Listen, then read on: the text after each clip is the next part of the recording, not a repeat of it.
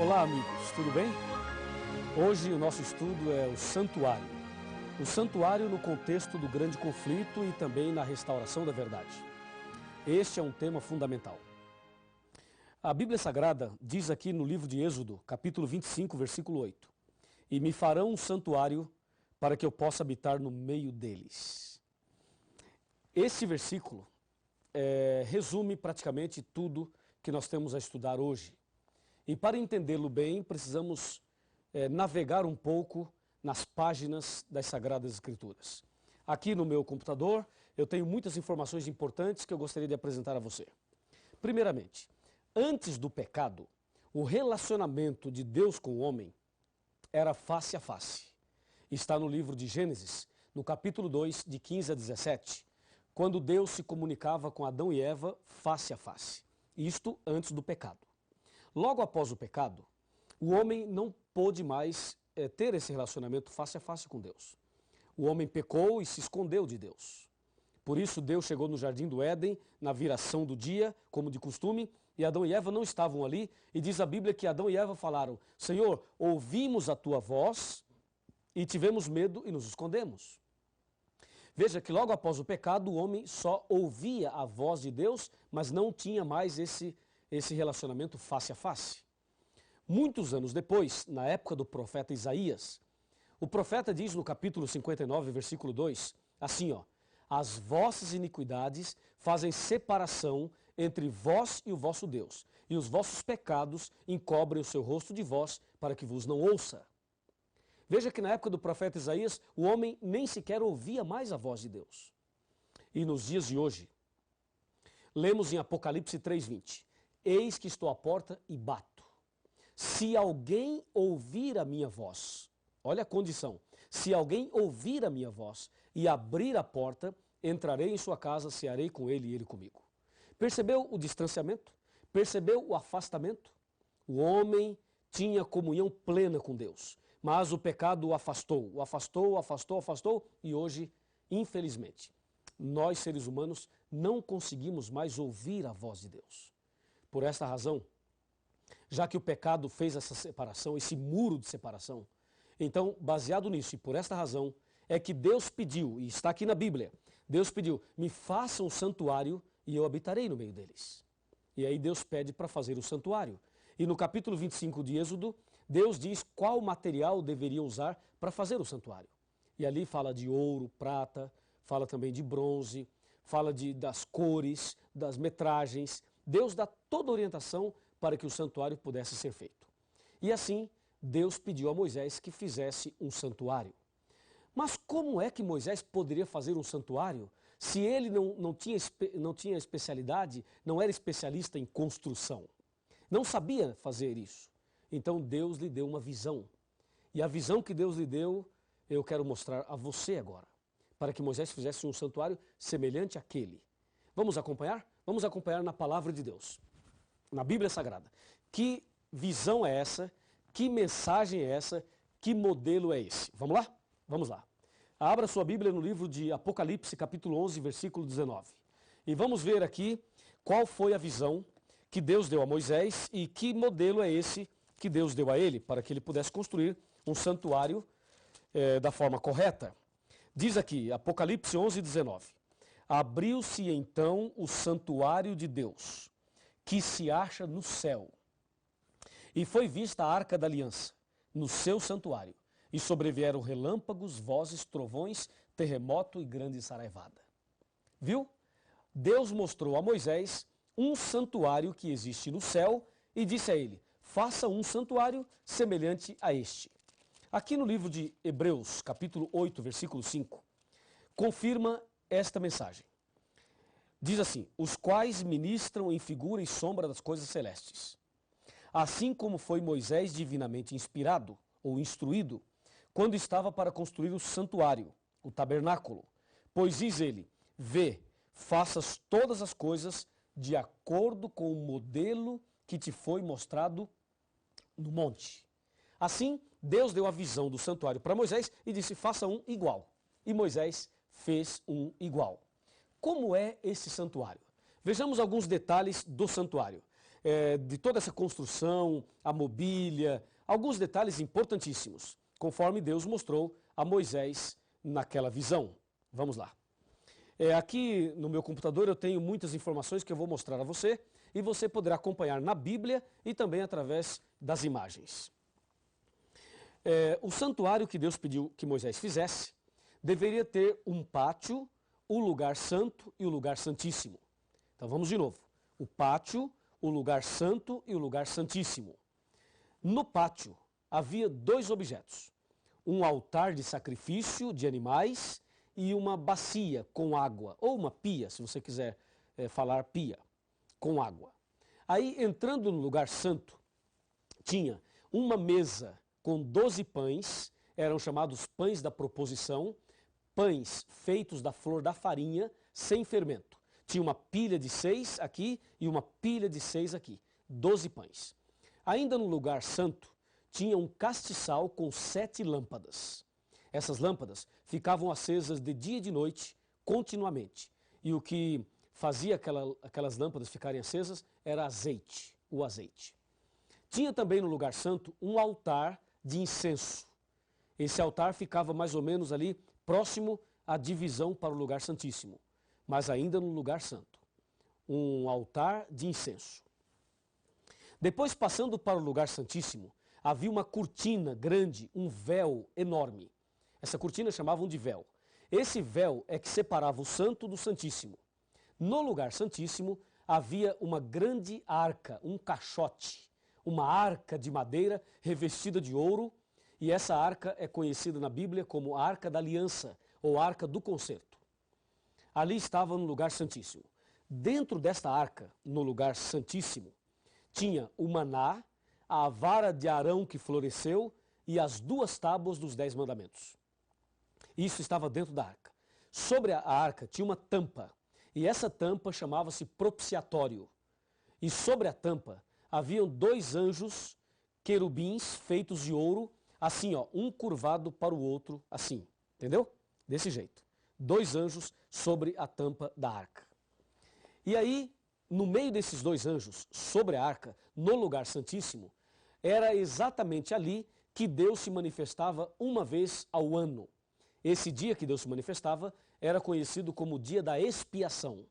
Era o dia da reconciliação, o dia do juízo, o dia do perdão, o dia da misericórdia.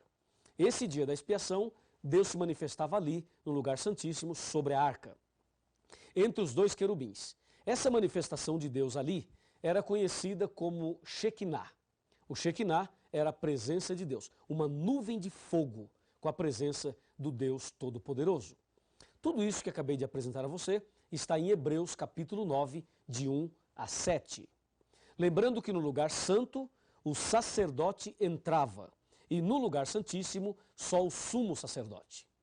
O sacerdote entrava no lugar santo 2 vezes ao dia, e no lugar santíssimo, o sumo sacerdote sozinho, 1 vez no ano, ou ao ano. O que tudo aquilo significava? Para que aquele santuário? O santuário do Antigo Testamento era como uma escola para ensinar para o povo o plano da salvação. Até porque antes de Cristo morrer na cruz, as pessoas não tinham essa referência que nós temos hoje para obter o perdão pelo sangue de Cristo. Então, eles tinham o santuário e toda vez que cometia um pecado, eles deveriam pegar um cordeiro, o pecador levava o cordeiro até o pátio do santuário, ali ele se ajoelhava, colocava a mão sobre a cabeça do cordeiro, confessava os pecados a Deus e transferia a sua culpa do pecado para o cordeirinho. Depois pegava um facão e cortava o pescoço do cordeirinho. E aquele cordeirinho morria no seu lugar, e o sangue dele era usado ali no santuário pelo sacerdote, e o sacerdote então com o seu polegar direito fazia as impressões digitais nas pontas do altar. E o restante do sangue jogava no véu e derramava à base do altar. Levítico 4, de 27 a 30. Ali tem a descrição desse ritual do santuário. Assim, o santuário funcionou durante muitos anos antes de Cristo. Era uma tenda móvel que eles montavam e desmontavam. E fizeram isso mais de 40 vezes, aproximadamente 41 vezes, montando e desmontando o santuário. E assim eles faziam o ritual do santuário a cada dia durante o ano todo. Quando completava um ano fazendo tudo isso, então o sumo sacerdote entrava no lugar santíssimo para apresentar os pecados do ano todo a Deus. Deus se manifestava e, pela sua misericórdia, perdoava os pecados do povo. E esse dia era o dia da purificação do santuário, era o dia da expiação, era o dia do juízo. E aí eles faziam toda a limpeza do santuário, trocavam as cortinas, trocavam ali os tapetes, limpavam tudo, todo aquele sangue, tiravam tudo ali e o ano seguinte começava tudo de novo. E assim sucessivamente. Não é incrível tudo isso? É realmente impressionante. Agora, o que cada detalhe desse santuário significava? Primeiramente, o santuário tinha 3 portas.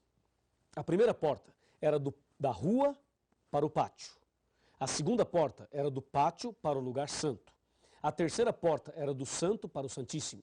Os judeus costumavam chamar essas 3 portas com os seguintes nomes. Da rua para o pátio chamavam de o caminho. Do pátio para o santo chamavam de verdade. E do santo para o santíssimo chamavam de vida. Então era comum falar caminho, verdade e vida. Quando Jesus Cristo esteve aqui na terra, ele usou essas palavras referindo-se a ele mesmo. Em João capítulo 14, versículo 6, Jesus disse claramente isto que acabei de mencionar. Respondeu-lhe Jesus, eu sou o caminho, a verdade e a vida, e ninguém vem ao Pai senão por mim.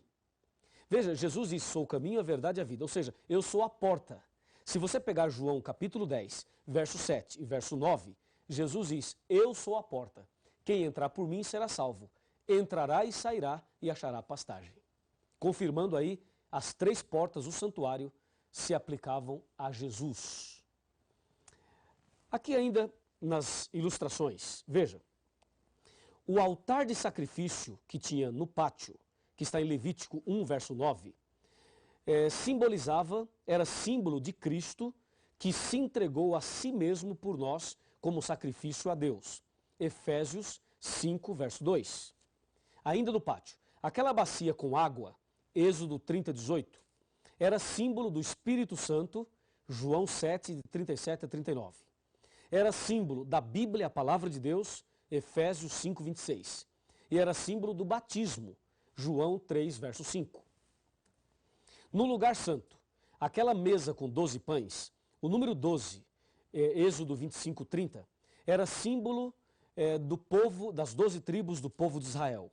E o pão sem fermento simbolizava Jesus, o pão da vida, João 6, 48. Lembrando que não tinha fermento, porque fermento era símbolo do pecado. E como Jesus nunca pecou, o pão tinha que ser sem fermento. Ainda no lugar santo tinha um castiçal com 7 lâmpadas. O número 7 representava as 7 igrejas do Apocalipse. Apocalipse 1, versículo 20. E isso está ligado a Êxodo 40, verso 24. E a lâmpada, a luz em si, que ficava acesa de dia e de noite, representava Jesus, a luz do mundo.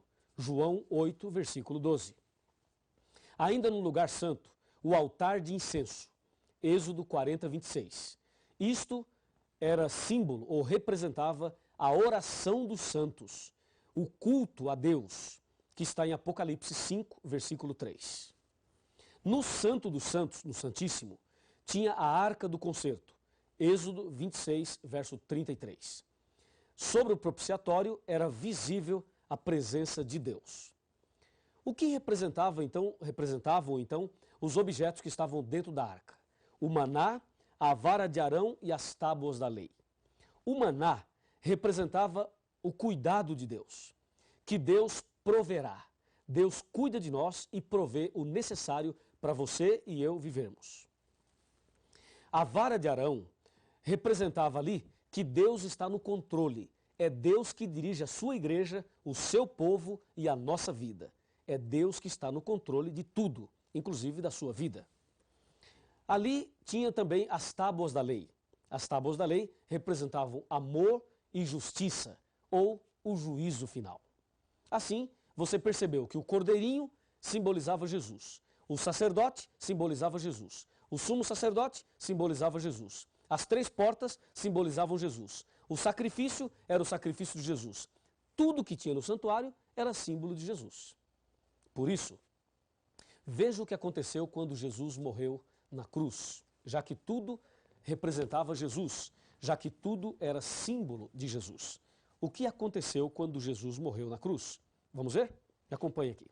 Primeiramente, nós vamos abrir a Bíblia em Isaías 53, para você ter a certeza que tudo que tinha no santuário simbolizava nosso Senhor Jesus Cristo. Aqui está Isaías capítulo 53, a partir do versículo 3. Com muita solenidade eu vou ler.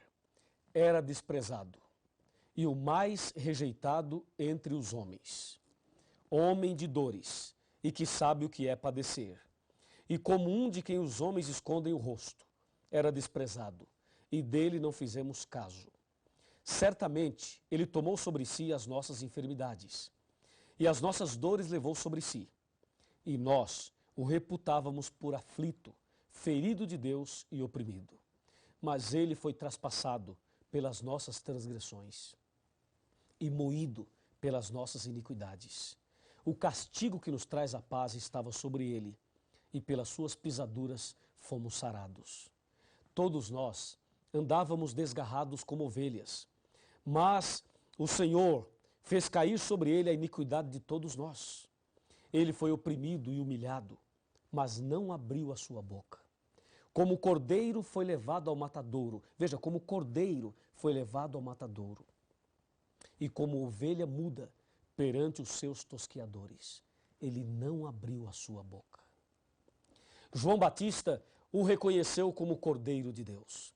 Quando João Batista viu Jesus ali no Rio Jordão, disse: eis o Cordeiro de Deus que tira o pecado do mundo. Sim, todo o ritual do santuário apontava para Jesus. Assim como o pecador confessava os pecados e transferia sua culpa para o Cordeirinho, e o Cordeirinho morria, assim também Jesus levou sobre si as nossas culpas, os nossos pecados. Todos os pecados Jesus levou sobre si. E, infelizmente, Jesus teve que morrer. Mas, felizmente, ele morreu. Porque se ele não morresse, nós não seríamos salvos. Ele levou sobre si os nossos pecados. Como o cordeirinho, também no Velho Testamento, simbolizava isto. Meu amigo e minha amiga. Agora que você entendeu muito bem isso, é preciso entender o último aspecto desse estudo. Aqui em São Mateus, no capítulo 27, no versículo 50 e no versículo 51, aqui diz: e Jesus, clamando outra vez com grande voz, entregou o Espírito. E eis que o véu do santuário se rasgou em 2 partes, de alto a baixo. Tremeu a terra, fenderam-se as rochas. Ou seja, quando Jesus morreu na cruz, todo aquele ritual do santuário acabou. Todo aquele sistema de sacrifício de cordeiros do passado perderam o valor quando Cristo morreu na cruz. Hoje, Jesus ressuscitou, ou melhor, já está ressuscitado, ressuscitou ao 3º dia, e hoje ele está no céu, à direita de Deus, no lugar santíssimo do santuário, intercedendo por nós. O que Deus então espera de mim e de você? Por favor, venha aqui bem pertinho, quero falar algo muito importante para você. Pode se aproximar aqui, quero falar algo muito importante para você. Vem cá. Apocalipse 3:20 diz assim, eis que estou à porta e bato. Se alguém ouvir a minha voz e abrir a porta, entrarei em sua casa, cearei com ele e ele comigo. Lembra, no santuário tinha 3 portas. Jesus é a porta. E Jesus já abriu a porta da salvação para você quando morreu na cruz. Hoje, só falta você abrir a porta do seu coração. Como está o seu coração? Está fechado ou está aberto? Se ele estiver aberto, meus parabéns. Mas se ele estiver fechado, abra-o agora mesmo. Entregue a sua vida a Jesus. Tome uma decisão e Deus fará de você a pessoa mais feliz do mundo. Em breve Jesus vai voltar e quer levar você para o reino da eterna felicidade. Se você deseja abrir o seu coração para Jesus hoje, então feche os seus olhos agora e vamos fazer uma oração. Querido Deus, muito obrigado pelo estudo de hoje. Muito obrigado porque Jesus é o Cordeiro de Deus que tira o pecado do mundo. Levou sobre si os nossos pecados e a sua capacidade em perdoar é muito maior do que a nossa capacidade de pecar. Eu entrego essa pessoa que está estudando a Bíblia comigo nas tuas mãos. Em nome de Jesus. Amém. Cada dia posso ver, perceber em seu olhar as pessoas tão vazias, cheias de pesar, vivem cada vez mais sós, morrem sem amor. Um sorriso esconde a dor, só Jesus o vê. Busquem a Jesus, busquem